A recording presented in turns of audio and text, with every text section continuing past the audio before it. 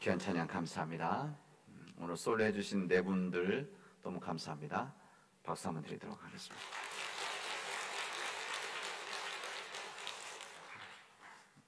이 찬양에서 얼마나 준비하셨겠습니까? 마음 다해서 귀한 은혜 받는 시간들이 되시기를 바랍니다.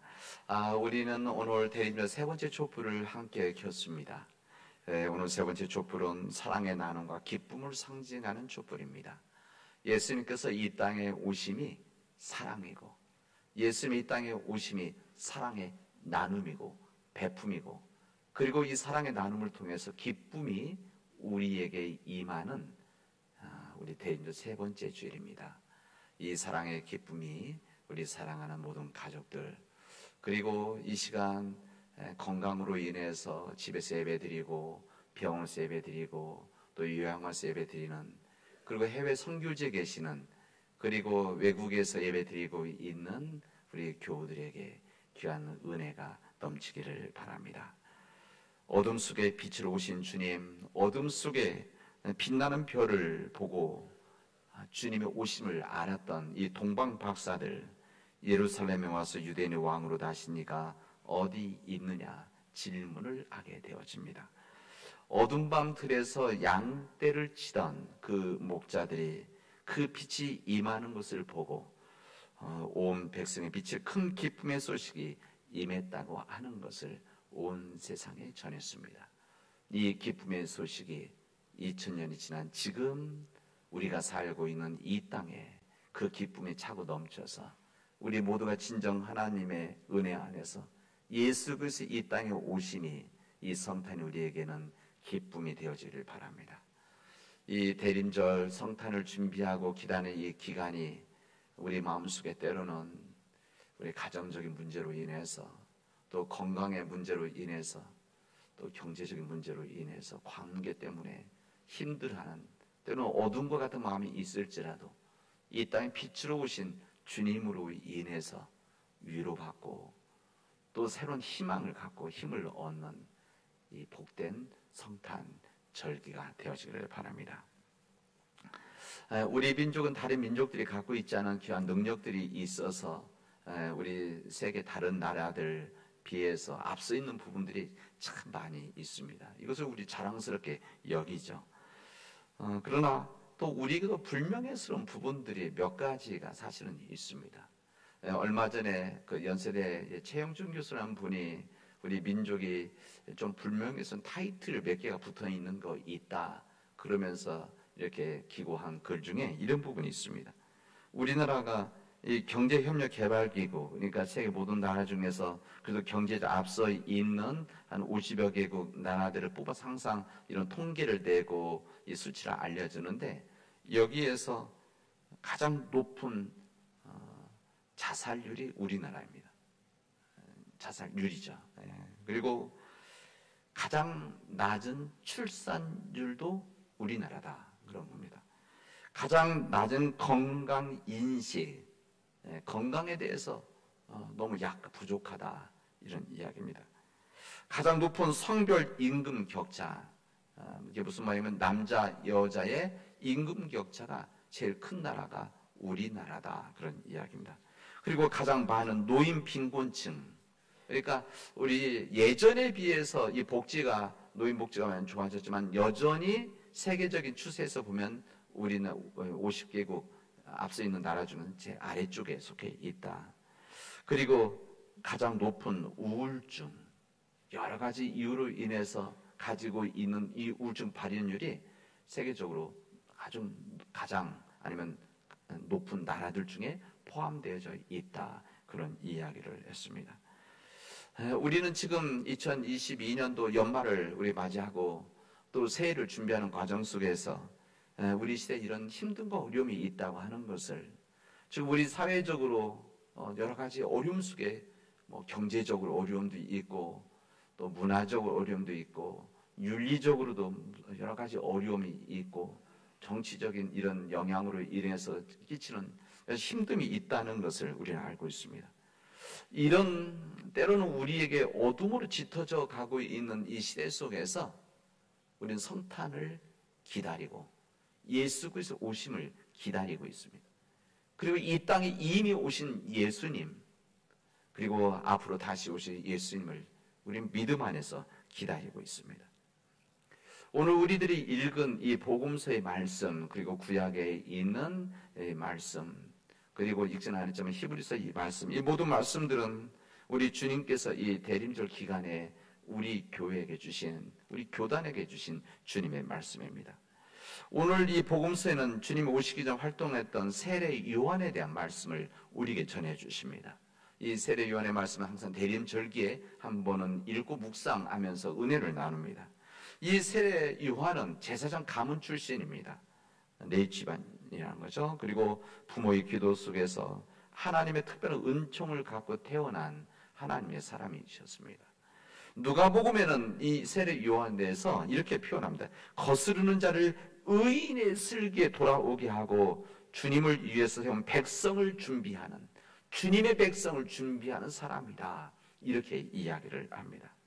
이스라엘 사람들은 이 세례 요한이 사람들 앞에 등장했을 때에, 그리고 말씀을 전하고 회개의 말씀을 전하고 또 세례를 베풀었을 때 비범한 사람이라는 것을 알았습니다.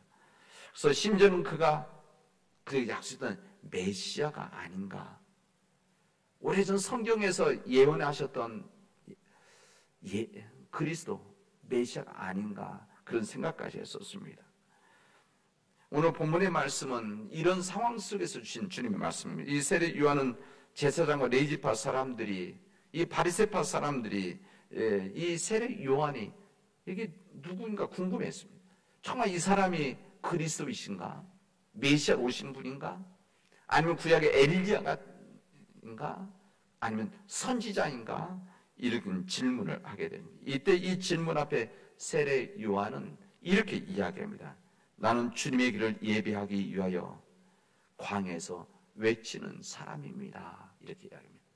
내가 그리스도도 아니고 엘리야도 아니고 선지자도 아닙니다. 주님의 길을 예비하는 광야에서 외치는 자입니다. 이렇게 이야기합니다.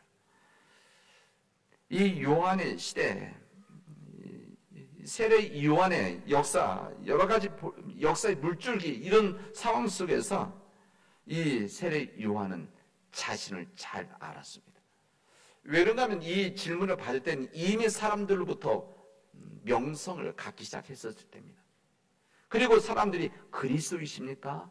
메시아이십니까? 물을 정도로 영적으로 신앙적으로 아주 높이 있었을 때 이런 질문이 있었던 것입니다. 그러나 이 세례 요한은 자신의 소명과 사명을 분명하게 알았습니다. 이 보통 사람이 자신의 능력, 영향력을 발휘해서 많은 이들이 따르게 되어지면 자신도 모르게 교만하게 되어집니다. 이게 바로 인간의 본성 같은 부분입니다. 그래서 이 정말 모모한 일에도 욕심을 내게 되어져 있습니다. 그리고 운이 좋아서 성공하면 이 모든 일들이 내 능력으로 인정을 하고 더욱 확신을 갖게 되어집니다. 거기다가 옆에 있는 사람들이, 간신배 같은 사람들이 아부와 칭찬을 하게 되어지면 이거에 취해서 제자를 잃고 또 한없이 추락하는 것이 바로 인간의 본성들입니다. 그러나 이 세례 요한은 그렇지를 않았습니다. 그런 많은 능력이 그에게 드러나고 있음에도 불구하고, 사람들이 뜨거운 박수를 보내고 있음에도 불구하고, 그는 자신의 소명, 자신의 사명을, 그리고 자신의 능력과 한계를 명확하게 알고 자기 자리를 지켰습니다. 그래서 성경에 믿음의 사람으로 여전히 우리 읽고 묵상하고 있는 겁니다. 사실 자기보다 늦게 이 공생애를 시작한 공적인 자리, 다시 말하면 예수님은 세례 요한보다 늦게 등장하지 않았습니까? 더욱이 예수님은 세례 요한으로부터 세례를 받았던 사람, 요단강에서. 그러니까 이런 수도 있잖아요. 내가 예수님은 세례를 준 사람인데 이렇게 말할 수 있는 거 아닙니까? 내가 세례를 준 사람이 저렇게 큰 일이 됐는데 나는 어떻게 했냐, 이렇게 이야기할 수 있었는데, 세례 요한은 절대 그런 일을 하지 않았습니다.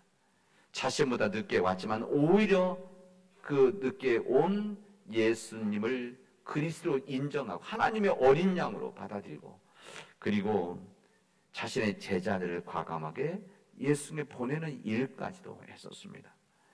이 세례 요한 제사장 네 지파 사람들에게 참 그리스도가 아니다. 나는 엘리야가 아닙니다. 나는 예언자도 아닙니다. 자신의 소명 그대로 있는 낮아서 말한 다음에 그 다음에 얘기합니다. 예언자 이사야가 말한 대로 이사야에서 기록되어 있지 않습니까? 나는 광야에서 사람들에게 주님의 길을 예배하는, 주님의 길을 곱게 만드는 것을 외치는 자입니다. 이것을 예비하는 자입니다. 저는 그저 이 일을 할 뿐입니다. 그리고 사람들에게 회개의 세례를 베풀고 있습니다. 이야기했던 겁니다. 이 세례 요한이 인용했었던 이 이사야서에 있는 말씀, 40장에 있는 말씀이 이렇게 되어 있습니다. 광야에 주님께서 오실 길을 닦아라. 광야에서 한 소리가 외친다. 주님께서 오실 길을 닦아라.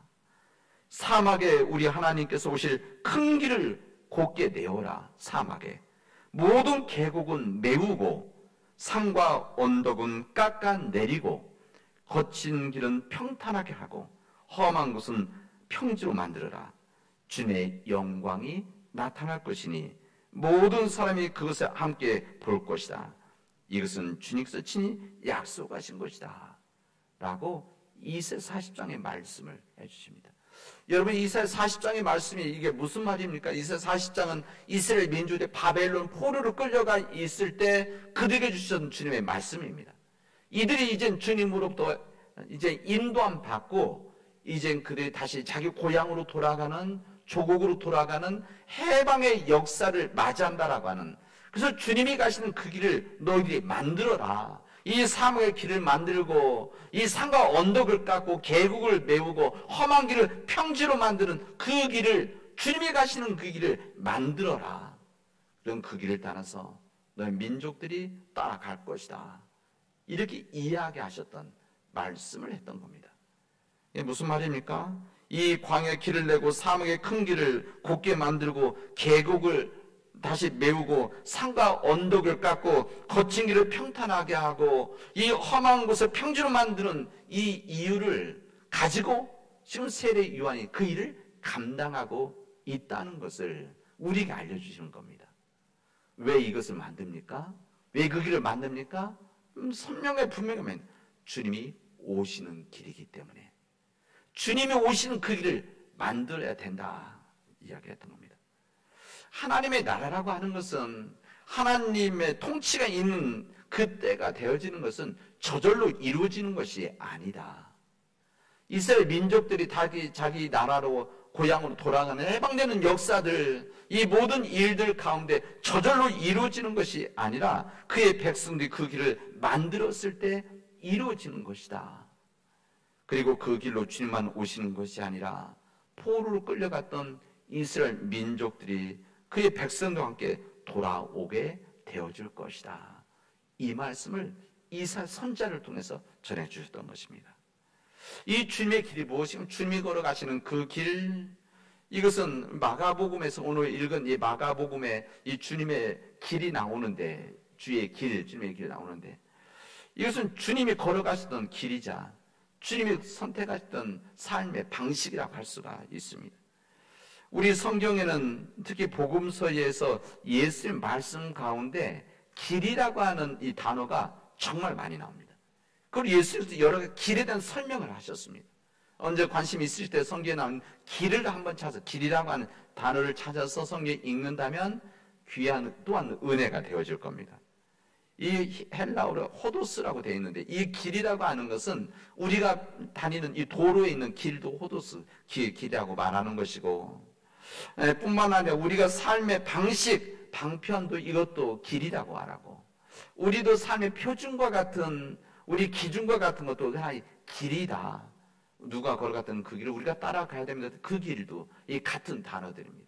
그러니까 주님의 길이라고 하는 것은, 주님이 걸어가시던 길이라는 것은 단순히 길로만, 예루살렘으로 가는 길, 골고다 언도로 가는 길뿐만이 아니라 예수님이 걸어가시던 삶의 길을, 십자가의 길을 우리가 알려주는 그 길이라는 겁니다. 세례 요한에게 있어 길이라고 하는 것은 이사야 선지자가 말했던 그 길을 더욱더 분명하고 선명하게 우리에게 알려줍니다. 광야에 길을 내고 사막에 큰 길을 곱게 만들고 계곡을 메우고 산과 언덕을 깎고 거친 길을 평탄하게 하고 험한 곳은 평지로 만드는 일, 이게 바로 지금 세례 요한이 주님의 말씀을 전하면서 이 길이 주님이 원하신 길이다. 그리고 이 길을 내가 예비하고 준비하러 왔다. 왜? 주님께서 오시기 때문에. 주님이 오시는 이 길을 내가 만들기 위해 내가 있노라. 겸손하게 말했던 겁니다. 주님이 오시는 그 길, 보십시오. 사막의 길을 낸다는 무슨 말입니까? 아무도 다니지 않는 그 길에 거기에 길을 내는 것이다. 사람이 다닐 수 없는 곳, 또 사람 다니기가 불편한 계곡, 이 계곡을 더 편하게 갈 수 있도록 그 계곡을 메우는 것이다. 돌과 흙을 가지고 메우는 것이다. 힘들지만 사람들이 다니기에 어려운 산과 언덕, 이 산과 언덕을 깎아내서 사람들이 다니기에 불편한 길을 평탄하게 만들어가는 것이다. 길이 될 수 없는 험한 곳은 평지로 만들어서 주님이 가게 하시고 사람들이 가게 하는 것이다. 이게 바로 세례 요한이 이사야 선지자를 통해 주셨던 주님의 길을 만든 것, 주님의 길을 곱게 만드는 것이다. 우리에게 말씀하십니다. 세례 요한은 그 길을 만들고 준비하는, 예비하는 자다. 자신을 그렇게 설명해요. 이 일에 쓰임받게 섬김을 하고 있다는 겁니다. 주님의 길을 곱게 하라고 관에서 외치는 자의 소리다. 이것을 사람들에게 알려주고 이야기하는 것이다. 이 세례 요한은 이 이사야 말씀도 살았던 하나님의 사람이 있었습니다. 이것을 사람들에게 전하고 외치는 이유가 무엇이겠습니까? 이 말씀을 듣는 사람들도 이런 믿음의 길을, 다시 말하면 이사야 선지자가 말했던 그 길, 세례 요한이 말하는 그 길을 함께 만들고 예비하자, 그 길을 함께 걸어가자라고 하는 말씀입니다. 이사야 선지자가 말했던 그 세례 요한이 광야에서 외치던 그 길을 하나님의 사람들에게 전했던 겁니다. 여러분, 지난 2000년 동안 믿음의 사람들은, 예수님을 그리스도 고백하는 사람들은 그 시대마다 그 길을 만들었던 사람들입니다. 여러분, 지난 2000년 동안 주님의 이 길을 만들었던 사람들은 사람들이 만들어 놓은 길을 걸어갔던 것이 아니라 없는 길, 사막과 같은 길, 험한 길, 이 계곡과 언덕이 있었던 그 길을 깎고 메꾸고 다듬어서 그 길을 만들었던 사람들입니다. 어려운 환경에서도 힘든 상황에서 때로는 위협이 있고 핍박이 있었지만 흔들림 없이 그 길을 만들어 왔습니다. 그 길을 만들어 왔기 때문에 지금 우리가 이렇게 예배 드릴 수 있는 것이고, 그리고 그 길을 만든 사람들이 있었기 때문에, 없던 길을 만들고 없던 길을 다듬었던 사람들이 있었기 때문에 지금 우리 교회들이 있는 겁니다. 1885년, 지금부터 137년 전에 이 언더우드, 그 다음에 아펜셀러 선교사님들이 우리 조선 땅에 들어왔습니다.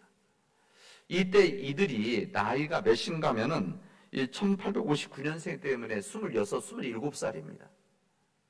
제가 다녔던 신학교 앞에 동상이 있는데 그 동상 보면 이렇게 수염나고 나이 많은 선교사님 항상 그 이미지가 있는데, 그래서 전 나이가 있어 들어왔다고 생각했는데 사실은 26살에, 여러분 우리 자녀들 중에 26살 생각해 보십시오. 그런 아들, 딸, 이 젊은이들이 이 땅에 전혀 미지의 땅, 그러니까 미국에서 올 때 조선 땅에 어디 있고 어디 어떤 사람이 있다 모르고 왔던 겁니다. 일본은 알았습니다. 그래서 일본에 와서 1년 갑진정변으로 혼란스러웠던 이 조선 땅을 기다리다가 이제 1885년도 5월 달에 들어오게 되어지죠. 이들이 왔던 길은 누가 다녔던 길이 아닙니다. 이 선교의 길이 있었던 것이 아니라 누구도 가지 않았던 길, 미지의 길, 그리고 사람이 외면했던 길, 그리고 고통스러웠던 그 길을 그냥 감당하고 그 길을 만들어서 우리 땅에 왔습니다. 그래서 그때 그 길을 만들어서 주님이 오시게 했습니다. 그리고 그 길을 통해서 주님 복음이 전해지게 됐습니다. 와서 그들이 했던 일들은 가르치는 일들이었습니다. 선교가 허락되지 않았기 때문에 가르치는 일들을 통해서 조금씩 아이들을 가르치고 학생들을 가르치고 그다음에 성경을 번역하고 그러다가 학교를 세웠습니다. 그게 바로 연희전문학교입니다. 이 초기 선교사 어느 누구도 걸어가지 않았던 그 길, 누가 시키지 않았지만 그 길을 만들었던 사람들입니다. 어느 누구도 가고 싶지 않은 길이었지만 그 길을 선택했던 사람들, 이런 사람들이 있었기 때문에 우리 조선 땅에 복음이 전해질 수가 있었습니다. 지금부터 120년 전에 이 호남 땅에, 호남 지역에 선교사님, 미국 남장로교 선교사님 7분이 들어오셨습니다. 여기 계신 분들이 7 독수리다 이렇게 표현하기도 합니다. 근데 이분들이 여기 전주에 들어오셔서 전주에다 선교 본부 하나 세우고 군산에다 하나 세우고 그 다음에 나주에다가, 그때는 광주가 아니고 나주가 더 컸다고 그래요. 나주다 세우고 그럼 후에 순천에다가 세웠습니다. 이곳에서 복음을 전한, 그 당시 때 문화적으로, 정치적으로, 의료적으로 척박한 땅입니다. 이들도 또한 알고 온 것도 아닙니다. 사명감을 갖고 왔던 것이죠. 그리고 다른 사람들이 내놓은 길이 아니라 그들 길을 만들며 왔던 그 길을 와서 복음을 전했습니다. 그 후에 이들이 가운데서 교육이 더 필요하다. 그래서 선교부에다 연락을 요청을 해서 한 선교사님 부부가 오십니다. 그분들이 존 사무엘 니스벳, 그렇게 되어 있습니다. 여기 제가 말하면 알아듣는 분이 계실 겁니다. 누군지. 존 사무엘 니스벳. 이 선교사님 부부가 오셔서 교육 쪽에 일을 하셨습니다. 그래서 그분이 전주에다가 사진 보면 아주 기와집, 작은 기와집에서 애들 몇 명 놓고 가르치는 사진도 있습니다. 이 일을 시작을 했습니다.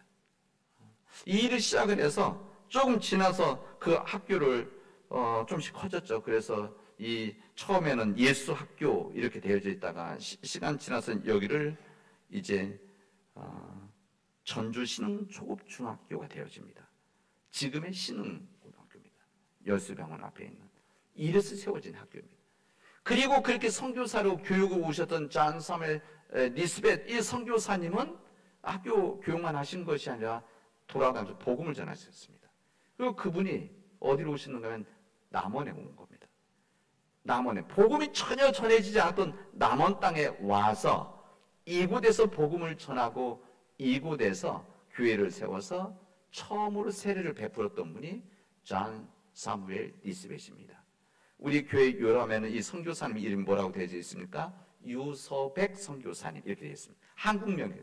저도 처음에 우리 교회 왔을 때 유서백 선교사님, 그래서 이분이 도대체 누군가, 선교사인가, 한국분인가 그랬는데 후에 봤더니 이분이 영어 이름이 존 사무엘 니스벳이고 이분 부인 이름이 이사벨 니스벳이고 이곳의 교회에 복음을 전했던 분입니다. 이분들이 왔던 그 길은 누가 만들어 놓은 길이 아닙니다. 그냥 도로가 아니라 이 선교의 길을, 주님의 길을, 사막과 같은 그 길을, 이 계곡이 있고 언덕이 있고 험한 길을 메꾸고 깎고 다듬어서 그 길을 만들어서 주님이 오시는 길을 만들었고 그 길을 통해서 이곳에 복음을 전하셨던 겁니다. 이게 바로 지금 우리 교회고 남원의 교회 시작입니다. 여러분, 우리가 받은 은혜가 크기 때문에, 우리가 받은 복음의 은총이 크기 때문에 우리도 가만히 있을 수가 없어서 우리 또한 그 길을 만들기 위해서 선교사님들을 파송을 했습니다. 선교사님들을 파송하고 우리가 협력을 하죠.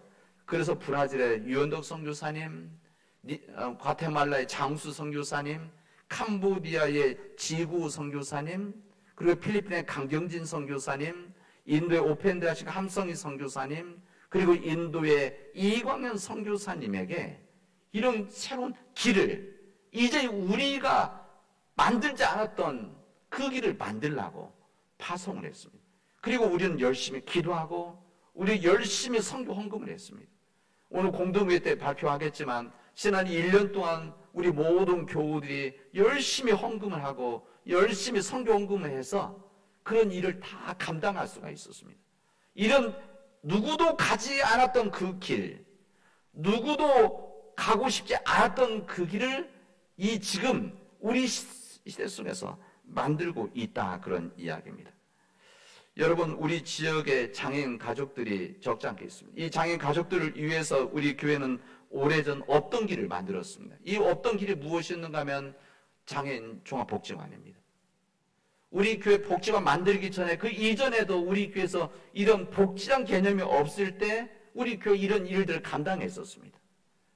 그래서 가족들이 없는 분들, 우리 교회에서 숙소를, 집을 마련을 해서 전도사님 한 분 계시면서 그 섬기는 일을 하다가 이젠 공적으로 장애인 종합복지관이 되어져서 섬기는 겁니다.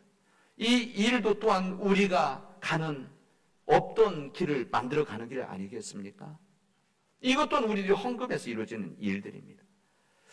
뿐만 아니라 평화의 집도 마찬가지입니다. 이 평화의 집, 2007년에 시작된 평화의 집, 96년도 시작된 장애인 복지관, 이 모든 이 믿음의 집들은 없던 길을 만들었던, 다른 사람들이 하고 싶지 않은, 가고 싶지 않은 길을 만들었던 우리 길들입니다. 이 길을 만들어서 주님이 오시게 하고 그 길을 통해서 주님의 복음이 들어와서 하나님의 역사를 만들어 가고 있는 겁니다. 우리 교회 남원읍교회 일대 유치원이 있었습니다. 우리 노상준 집사님도 여기 다니셨다고 얘기 들었는데, 그 당시 때 어린 아이들, 그 당시 때 80년 전, 60년 전, 그때 복음의 씨앗이 뿌려지지 않았던 그때에 이 유치원, 우리 교회에, 그때 남원읍교회 유치원을 통해서 어린 아이들에게 복음의 씨앗이 뿌려졌습니다. 그리고 그 씨앗들이 지금은 잘 자라나서 우리 사회 곳곳에서 지도자로, 또 우리 세상 곳곳에서 주님 믿는 교회 지도자로 이렇게 살아가고 있습니다. 우리는 그 복음의 씨앗을 다시 만들어 보자. 그래서 우리 교회에서 1년 반 전에 LLA, 그러니까 리틀램 아카데미, 이게 뭔가 하면 작은 어린 양 학교, 이것을 만들었습니다. 좀 쉽게 쓰기 위해서 영어 놀이 학교다, 이렇게 말을 하는데, 이것 또한 우리가 지금 새롭게 만들어가는 새로운 길들입니다. 우리 교회에서 오래전 땅을 매입해서 주차장을 만들었었는데, 그때 만들 때 가지고 있었던 한 가게가 있었습니다. 그때 연결돼서 매입을 했던 것 같아요. 그래서 그것을 옷가게로 임대해줘서 오랫동안 지금 써왔다가 2년 전에 여기에 나가면서 비어있던 공간을 우리 지역사회를 위해서 우리 교회가 내놨습니다. 우리 장로님들이 이거 다 허락해, 넓은 마음으로 우리 지역의 선교적인 차원에서 우리 세상에서 우리 교회는 다리 역할을 만들었습니다. 사람들 그게 교회 건물인지도 모르고 교회 소유인지도 잘 모릅니다. 그래 그곳에 우리들이 어떻게 만들었는가 하면 이 지역의 시민들이 모일 수 있는 공간 만들어서 시민단체들, 특히 환경 쪽, 이 탄소중립 시대의 이 생태계 쪽 환경단체들이 모여서 회의도 하고 교육도 하고 또 그곳에서 꿈을 만들어 나가는 일을 감당하고 있습니다. 이것 또한 우리가 만들어가는 새로운 길들입니다. 사랑하는 믿음의 교회 여러분, 이제 여러분의 차례입니다. 이제 여러분들은 우리 교회가 그러듯이 여러분의 삶의 현장에서, 가정에서, 일터, 직장에서 다른 사람들이 걸어가지 않은 그 길을 여러분들이 만들어갈 수 있길 바랍니다. 이게 바로 믿음의 사람들 아닙니까? 여러분의 공무원이면 공무원대로, 교육가면 교육가대로, 우리 복지시설대로, 사업하시는 분들 자기 삶의 영역에서 다른 사람들이 걸어가지 않았던 주님의 길을 여러분 만들어갈 수 있길 바랍니다. 힘들고 어려워도 이 험한, 오늘 이사야 선생님 말씀대로 험한 길은 평지로 만들고 이 계곡은 메꾸고 이 사막의 길을 내는 그 마음을 가지고 여러분의 삶의 길에서, 삶 속에서 그 길을 만들어 가십시오. 이 선교의 길은, 주님의 길은 교회에서만 이루어지는 것이 아닙니다. 예수님의 이름만 이루어지는 것이 아니라 여러분이 있는 그곳에서 사람들을 위해서, 세상을 위해서, 사람들이 가지 않는, 사람들이 피하고 싶은 그 길을 선택해서 그 길을 걸어가십시오. 그러면 하나님께서 함께 하실 것입니다. 그리고 지금 뿌려진 씨앗은 지금 열매를 맺는 것이 아니라 많은 시간이 지난 어느 날 그 열매가 세상에 주어질 것입니다. 때로는 우리가 그 열매를 못 보고 주님 품에 안길 수도 있죠. 그러나 그런 믿음의 삶이 있었기 때문에 지금 우리 교회가 있는 것이고 이 우리 지역에 수많은 교회들이 있고 믿음의 길을 걸어간 사람들이 있는 거 아니겠습니까? 여러분, 항상 그 길의 중요한 한 부분은 방향입니다. 이 방향은 정확히 어떤 방향으로 나가느냐? 오늘 히브리서에 있는 말씀입니다. 우리 믿음의 주요 온전하게 하신 예수를 바라보자.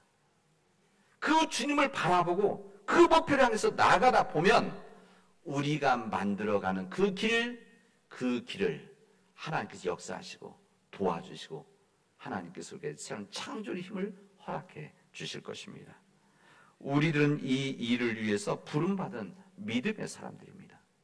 이 새로운 길, 다른 사람들이 걸어갔던 그 길, 이미 만들어 놓은 편한 길, 이미 누리고 있는 그 길이 아니라 우리가 새롭게 만들어가는 이 길, 이 시대가 필요로 하는 이 길, 어둠 속에 있는 그 길을 우리가 만들 때에 주님께서는 우리를 통해서 하나님의 역사를 만들어 가실 것입니다. 이렇게 만드는 사람이 누구냐? 바로 거룩한 사람들입니다. 거룩한 사람들에 의해서 이루어지는 믿음의 역사를 다른 사람들이 아니라 여러분들이 그리고 우리가 만들어 가도록 합시다. 기도합시다. 은혜가 풍성하신 하나님 감사합니다. 하나님께서 귀한 은혜 주셔서 우리로 하여금 믿음의 주요 온전하게 하신 예수를 바라보고 나아가게 하시는 감사합니다. 광야에 길을 닦고 사막에 큰 길을 곧게 만들고 계곡을 메우고 산과 언덕을 깎고 거친 길을 평탄하게 만들며 험한 곳은 평지로 만들어 나가는 이 주님의 일을 우리가 감당하는 거룩한 백성들이 되어지도록 인도하여 주시옵소서. 예수님의 이름으로 기도합니다. 아멘.